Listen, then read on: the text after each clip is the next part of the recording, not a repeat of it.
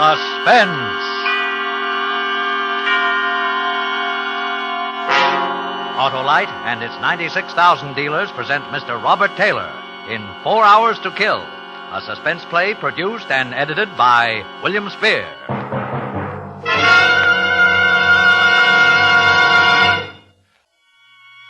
And now, with 4 Hours to Kill and the performance of Mr. Robert Taylor, Autolite hopes once again to keep you in suspense. So you want to know what's the matter? What's wrong with me? Okay, sit down on that bench over there.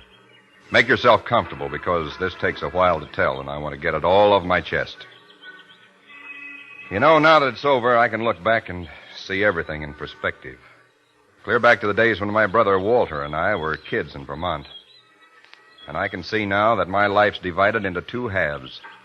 The first 34 years and the last 4 hours. Yeah, 4 hours ago, I was standing at the big front door of the Bachelors Club, on my way up to see Walter for the first time in 5 years. I knew it was going to be tough, but things had changed since the last time we were together. Walt had arrived now. He was the kind of New York lawyer who divides his time between the front page and the society section. I was just still a newspaper bum. The competition between us was over, and I was hoping that now, with the numbers up on the scoreboard for everyone to see, Walter might let down a little. Decide he could afford to call off whatever it was that had set us at each other's throats from the beginning. Anyway, that's what I hoped. As I said, I knew it would be tough. Asking Walter for anything was always tough. Well, I finally swallowed what pride I had left and walked into the lobby. At the desk next to the stairway, the clerk was in a huddle with a bellboy. Well, for the love of Pete, what is the guy expect? It's one of those clubs where you're supposed to put a call through the desk before going upstairs. I stood around waiting for a minute, then figured it might be better if Walter didn't know I was coming, so I walked past them. They didn't even see me. The guy nails me, blows higher than a kite because I ain't there with all 7 courses. So I say to myself, okay, so the guy's got a load of martinis. Well, you know, I'd call him for you, but his phone's tied up. Well, I'll tell you one thing, Larry. Starting tomorrow, someone else is going to take care of Walter. So it was Walter, with a load of martinis. I should have stopped right then, turned around, and walked out. It's my exit cue. But I muffed it. Well, nothing can change that now. Anyway, I walked on up to the second floor and down the hall to 206.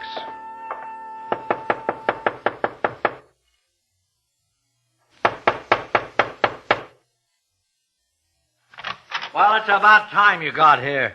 Well, Oh. Hello, Walter. Theodore.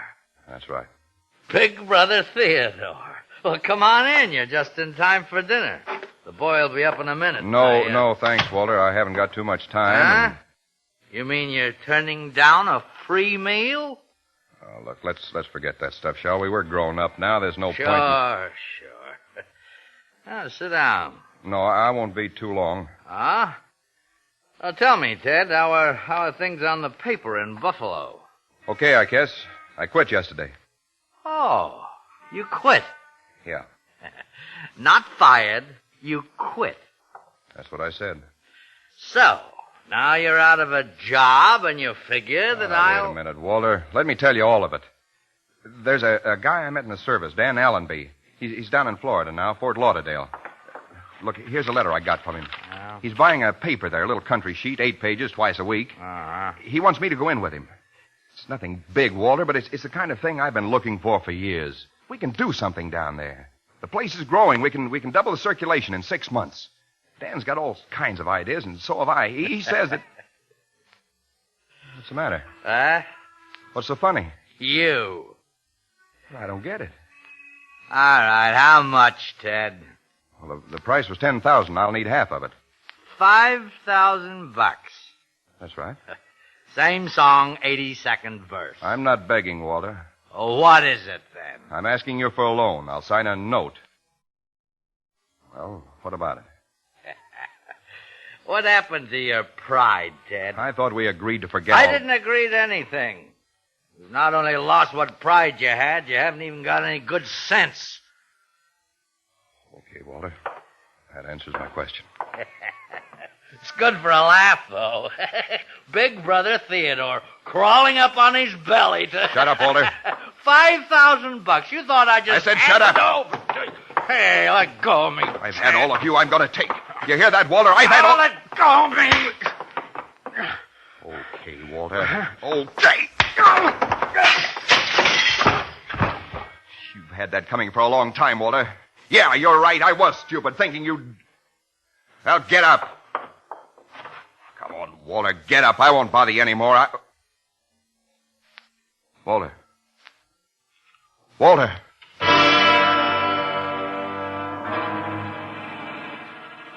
I saw it when I turned him over. A stream of blood oozing out of his right temple where he'd hit his head on the corner of the hearth. No pulse. No breath. Walter was dead.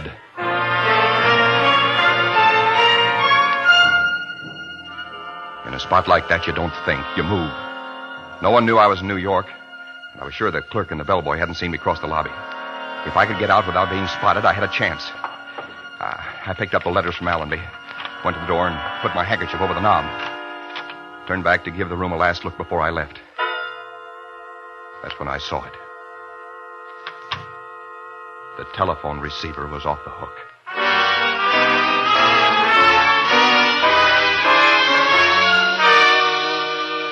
I remember I looked down at it like it was a poisonous snake or something. Started to hang it up, then changed my mind. Hello? Walter? Yeah, this is Walter. Really? Sorry I kept you waiting so long. Wait a minute. Let's have an understanding right now. When I want a good newspaper man, I'll call you. When I want impersonations, I'll go see the floor show at Leon and Eddie's. Now, why don't you call your brother and tell him I'm getting tired of holding this telephone? Oh, who will I say is calling? He knows. I made that pretty clear just before you barged into his apartment. What makes you think I barged in? Just a guess. Am I warm? Not very. From this end, the dialogue sounded more like a Donnybrook than a pink tea. Well, look, let's not go Don't into... apologize, Theodore. Walter's a Class A heel. He had it coming. Now go pick him up off the floor or wherever you left him and bring him to the phone.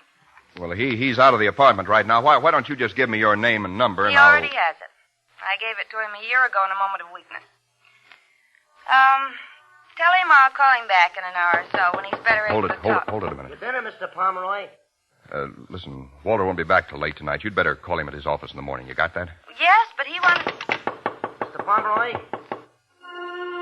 If I'd had any sense, I'd have given up right then with the bellboy pounding on the door, with that girl on the phone who could send me to the chair with a word. But as I said, in a spot like that, you don't think. Something else takes over. You win there, Mr. Pomeroy? I had to get my hands on that girl. I knew he'd have her number written down somewhere. There was nothing on the telephone stand. Nothing in the drawers but a couple of bridge score pads and some other junk. I wiped the knobs of the handkerchief and turned back to Walter, began searching his pockets. The bellboy was wrapping some keys outside when I found it. A little brown, leather-covered book with some names and numbers in it. I jumped toward the door, slid behind it just as it opened. Mr. Pomeroy, I knocked and I thought... Holy cow! Larry! Larry! Larry! The minute he turned the corner, I took off for the back stairway. The pack was beginning to howl up front when I left by the rear door. Still unseen, safe. Except for that girl.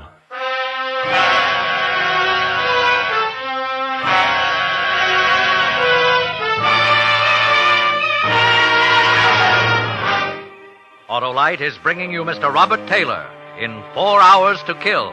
Tonight's production in radio's outstanding theater of thrills, Suspense. I started across town toward Fifth Avenue, walking slowly, letting the cold night air work on my face. By now, the call was into headquarters, and a prowl car was on the way. In a half hour, the homicide men would be there with the police photographers. By 9, the story would be into the morning papers. They'd be out around midnight. Walter was front-page stuff. And that girl who'd heard it all on the phone, she'd be able to read the headlines. And once she added it up, I was through. I had 4 hours to find her. Then, somehow, somewhere, I knew I had to kill her.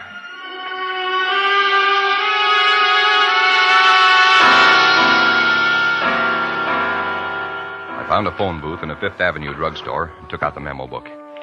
He'd scribbled first names and phone numbers on 4 or 5 pages. The rest of it was blank. No addresses, nothing else to go on. About a dozen of them belonged to women. So I started on number 1. Anna Lee had a Murray Hill number.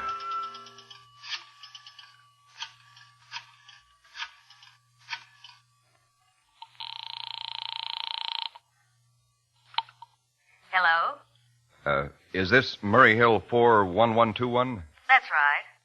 Is Joanne there, please? Joanne? I'm sorry, I don't know any Joanne. You must have the wrong number. Are you sure? Well, I guess I'd better check it again. I'm sorry. Now, Louise isn't in. If you're that guy who's been calling her, let me tell you right now. You say you're making a survey? Well, my little old head isn't much good at figures, but I'll surely be glad to help you all out.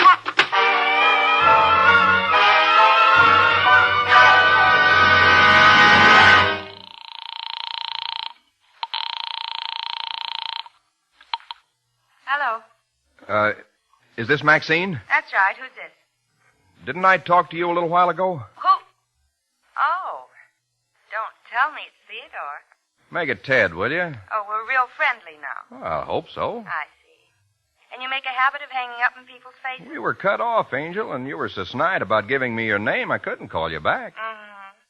So you went out and bought yourself a crystal ball? No. I just called up every girl in Walter's telephone index until you answered. Why'd you do that? Because I want to see if the girl is as nice as the voice. How do you blush over the phone? Look, why don't you save us both a lot of trouble by telling me where I can meet you? I'd rather keep it this way. I can be pretty persistent. I can be pretty stubborn. One Pomeroy is about all I can cope with at a time. I'm awfully sorry, Theodore, but Wait a minute. What's that music? The radio? No, it's not the radio, and please don't bother me. You're a nice boy, but I'm too busy right now to play games. Look, you've got to at least give me your last name, Maxine. Good night, Theodore. Some other time. But wait. I'm sorry, pal. You forced me to do this. Maxine, wait a minute. Yeah,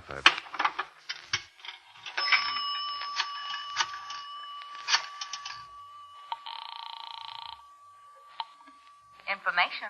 Would you tell me if you have a party by the name of Thomas P. Sherman at Plaza 2, 2376? Thomas P. Sherman. Sherman. That's right. Plaza 2, 2376. One moment, please. I looked at my watch. 9 o'clock. I could close my eyes and see that hotel room now. Jammed with the boys from the police beat, crowding around the medical examiner, grabbing for the phone, shooting questions at the lieutenant in charge. Hello, sir. Yes? We have no record of a Thomas P. Sherman at Plaza 2, 2376. Oh, well, who is listed at that number?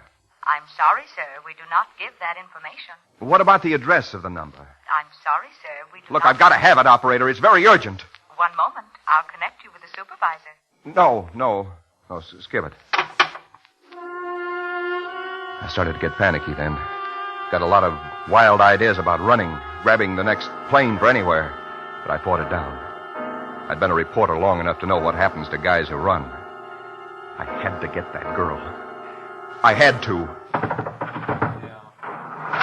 Yeah? You through with the phone? Yeah, go ahead. Oh, thanks, pal. I gotta get a hold of the little woman, you know.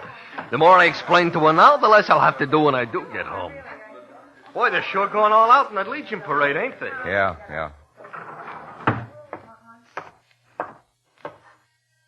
Parade?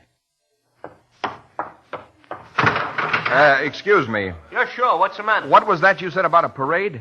Legion parade coming up Fifth Avenue. Crosstown traffic is tied up for 2 hours. Coming by here? Yeah, the band is down the street now. Band. That's what I heard. Huh? Nothing. Thanks a lot.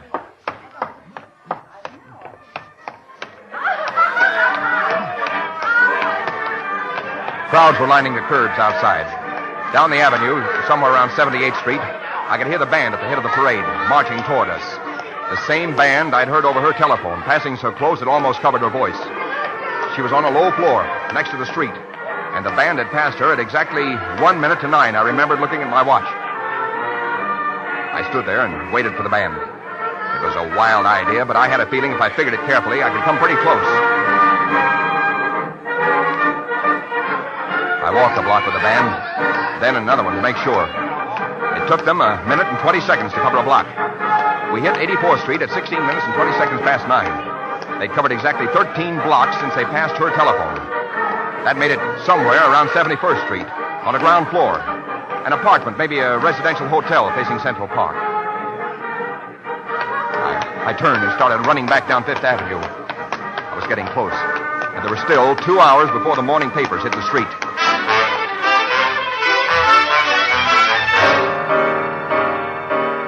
In the next hour and a half, I checked Fifth Avenue for 2 blocks on either side of 71st, going over nameplates and apartment doorways. There were 2 Maxines. I talked to one on the house phone. She must have been 70. And met the other one face to face, a hatchet-faced character who didn't appreciate being gotten out of bed by a drunk who had the wrong apartment. That left only one possibility. A residential hotel in the middle of the block. I decided I'd try calling her again. Walked past the cigar stand in the lobby to a row of phone booths at the rear. It was 10 minutes to 11. Time was running out.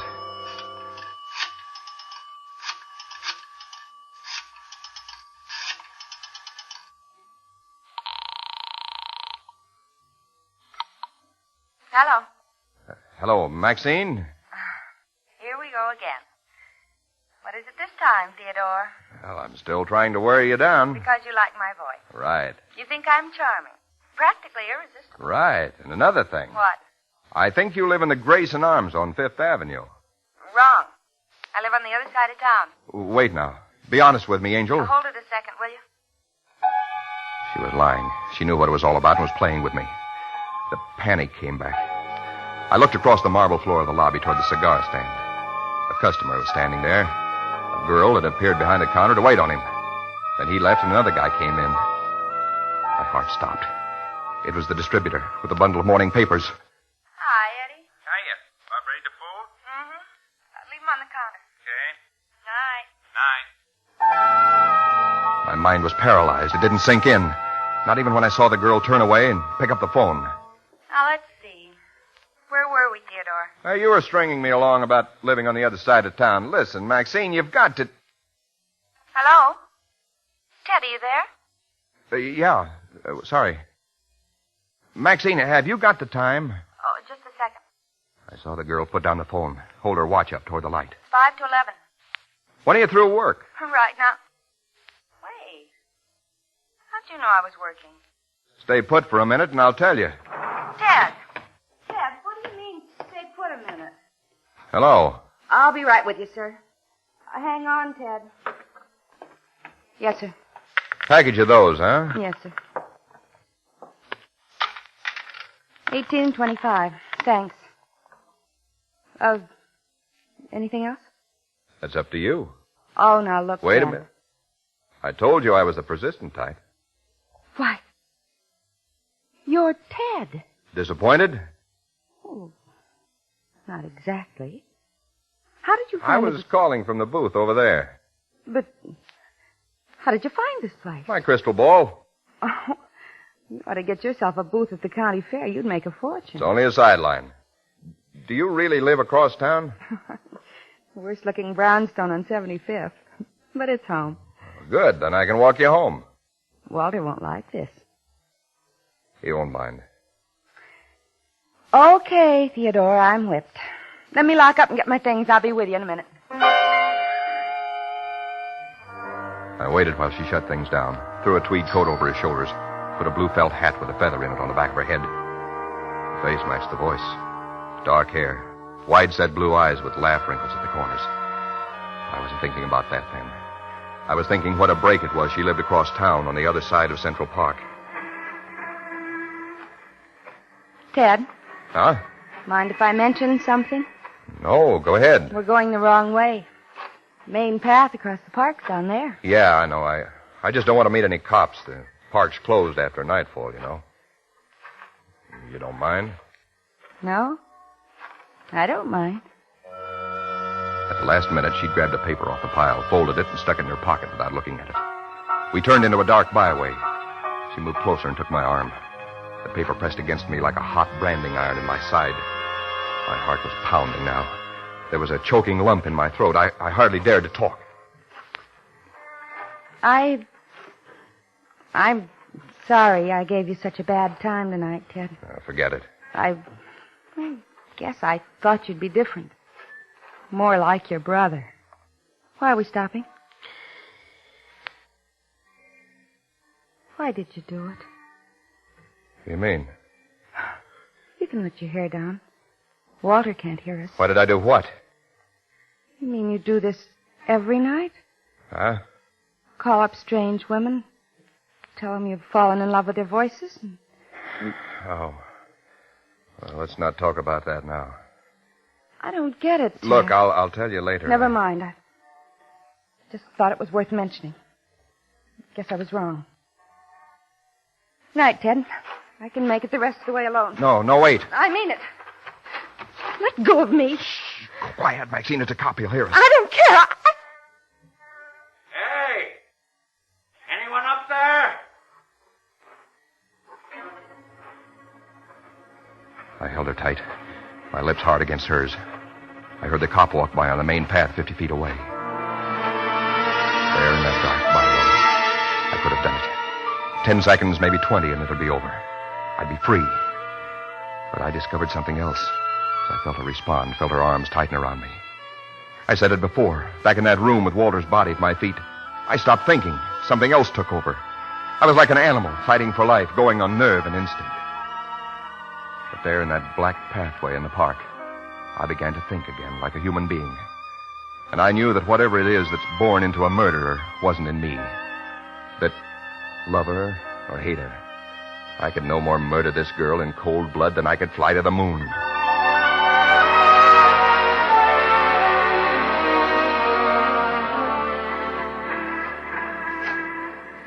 Well, here's the 8th Avenue entrance. Yeah.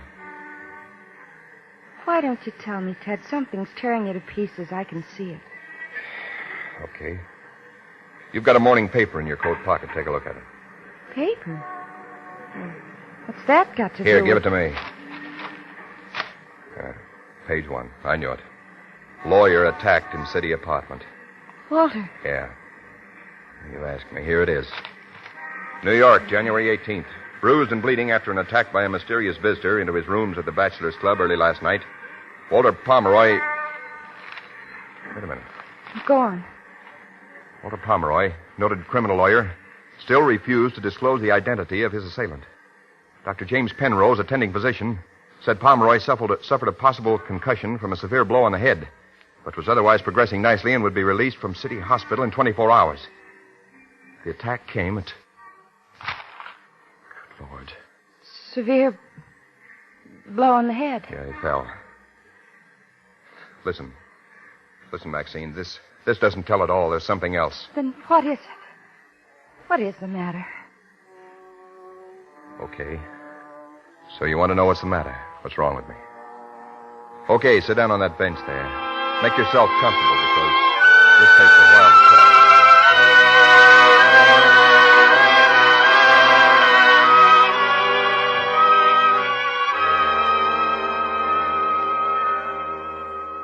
And that's it. That's what's wrong. I wanted you to know all of it because, well, you're important to me now, maybe more important than anything else in the world. You can check out if you want to. It's nothing a cup of coffee won't cure. Max. There's an all-night stand around the corner. Got 20 cents.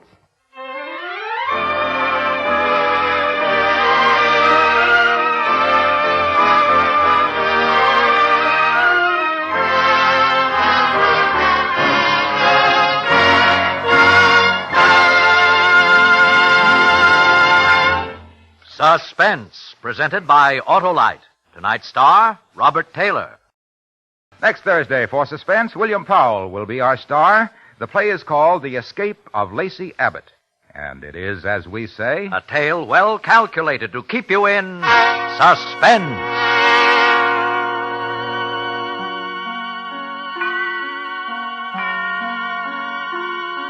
Tonight's Suspense play was produced and edited by William Spear and directed by Norman MacDonald. Music for Suspense is composed by Renee Garrigank and Lucien Moraweck and conducted by Lud Gluskin. 4 Hours to Kill is an original radio play by Harold Swanson. Robert Taylor will soon be seen with John Hodiak and Arlene Dahl in the Metro-Goldwyn-Mayer production Ambush. In the coming weeks, you will hear such stars as Ozzie and Harriet Nelson and Rosalind Russell. And don't forget, next Thursday, same time, Autolite will present Suspense, starring William Powell.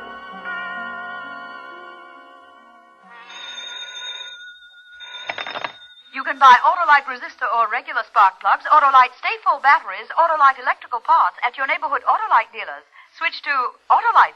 Good night. This is CBS, the Columbia Broadcasting System.